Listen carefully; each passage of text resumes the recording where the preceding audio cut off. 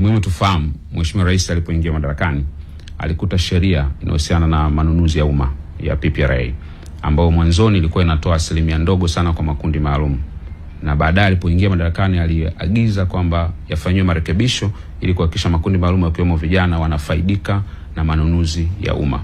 Sheria sasa ambayo tayari imeshasainiwa na inatakiwa kufanya kazi inaagiza mashirika ya umma yote, kwa maana taasisi zote za kiserikali na idara zake zinapofanya manunuzi zitenge asilimia 30 ya matumizi yake kwa ajili ya makundi maalum zinazoitwa special groups, kwa vijana, wanawake, watu wenye ulemavu pamoja na wazee.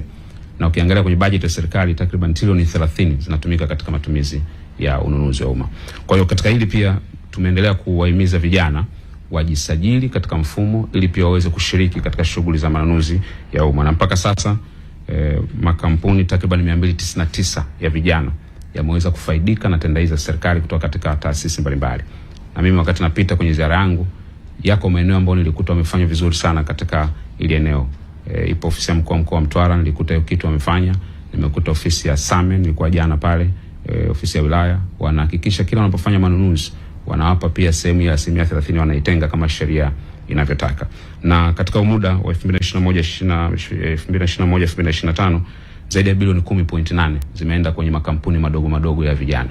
Na hili, ndugu waandishi wa habari, ni eneo ambalo sisi kama wizara tumesema tutashirikiana na taasisi zingine za serikali, lakini tutatoa awareness zaidi kwamba tunachotaka sio tu tuwapatie vijana pesa kidogo kidogo, tunataka tukuze makampuni yao.